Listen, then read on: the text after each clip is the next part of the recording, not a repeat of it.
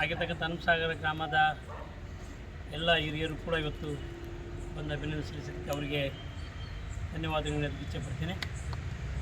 ಭಾಳ ದಿವಸದಿಂದಲೂ ಕೂಡ ಇವ್ರ ಕನಸಾಗಿತ್ತು, ಹನುಮಸಾಗರ ಪಟ್ಟಣ ಬಜೆಟ್ ಆಗಬೇಕು ಅಂತಕ್ಕಂಥದ್ದು ಅಲ್ಲಿಯ ಮಹಾಜನತೆಯ ಕನಸಾಗಿತ್ತು. ಯಾಕಂದರೆ ಅಭಿವೃದ್ಧಿ ಆಗ್ತದೆ ಅಂತಕ್ಕಂಥ ಒಂದು ಹಿನ್ನೆಲೆ ಒಳಗಡೆ ಆ ಕನಸನ್ನು ಇಟ್ಕೊಂಡಿತ್ತು ಮತ್ತು ಅದು ಆಗಬೇಕಾಗಿರ್ತಕ್ಕಂಥ ಎಲ್ಲ ಅರ್ಹತೆಯೂ ಕೂಡ ಇತ್ತು. ಆದರೆ ಕಳೆದ ಬಾರಿ ತಾವ್ರಿಗೇರ ಆಯಿತು. ಈಗಾಗಲೇ ಬಸವರಾಜರು ಹೇಳಿದಾಗೆ 126 ಜನ ಕೊರತೆ ಇರೋದ್ರಿಂದ ಇದು ಆಗಲಿಲ್ಲ. ಮತ್ತು ಈ ಜನರು ಭಯಂಕರ ಸತತವಾಗಿ ಇವರು ಅದ್ರ ಬಗ್ಗೆ ಪ್ರಯತ್ನ ಪಟ್ಟರು. ಯಾವ ಸರ್ಕಾರ ಬಂದರೂ ಕೂಡ ಸತತವಾಗಿ ಪ್ರಯತ್ನ ಪಡ್ತಿದ್ರು. ಇದಾದಮೇಲೆ ನೀವು ಆಗಲೇಬೇಕು ಅಂತಕ್ಕಂಥ ಇದನ್ನು ಚುನಾವಣೆಯಲ್ಲಿ ಕೂಡ ಇವರು ನನಗೆ ಹೇಳಿದ್ರು. ನಾನು ಕೂಡ ಅವತ್ತು ಆಶ್ವಾಸನೆ ಕೊಟ್ಟಿದ್ದೆ, ಖಂಡಿತವಾಗಿ ಮಾಡಿಕೊಡ್ತಕ್ಕಂಥ ವ್ಯವಸ್ಥೆ ಮಾಡ್ತೀವಿ ಅಂತಕ್ಕಂಥದ್ದು.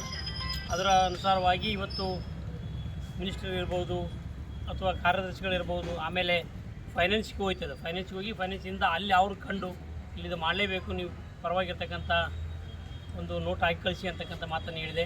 ಆಮೇಲೆ ಅಲ್ಲಿ ಹೋಗಿ ಮತ್ತು ಮುಖ್ಯಮಂತ್ರಿ ಅಂತ ಹೋಗಿ ಫೋನ್ ಮಾಡಿ ಫೈನಾನ್ಷಿಯಲ್ ಫೋನ್ ಮಾಡಿ ಅಪ್ರೂವ್ ಕೊಡಿ ಅಂತಕ್ಕಂಥದ್ದನ್ನು ಹೇಳಿಸಿದೆ. ಇವತ್ತು ಐನೆಲೆ ಒಳಗಡೆ ಮೊನ್ನೆ ನಡೀತಕ್ಕಂಥ ಸಚಿವ ಸಂಪುಟ ಸಭೆಯಲ್ಲಿ ಅನುಮೋದನೆ ಆಗಿ ಇವತ್ತು ಅದು ಪಟ್ಟಣ ಪಂಚಾಯತಿ ಮೇಲ್ದರ್ಜೆಗೇರಿಸತಕ್ಕಂಥ ನಿಜಗಳು ಭಾಳ ಸಂತೋಷವಾಗಿದೆ.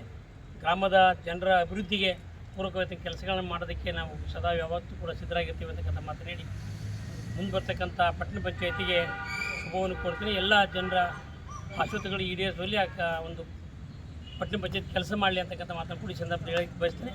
ಜೊತೆಗೆ ಇಲ್ಲಿರ್ತಕ್ಕಂಥ ಎಲ್ಲರಿಗೂ ಕೂಡ ಎಲ್ಲರಿಗೂ ಮತ್ತು ಹನುಮಸಾಗರದ ಮಹಾಜನತೆಗೂ ಕೂಡ ನಾನು ಅಭಿನಂದನೆ ಭಾರತ್ ಮಾತಾ ಕಿ ಜೈ. ಸನ್ಮಾನ್ಯ ಶ್ರೀ ದೊಡ್ಡಗೌಡ ಪಾಟೀಲ್ ಅವರಿಗೆ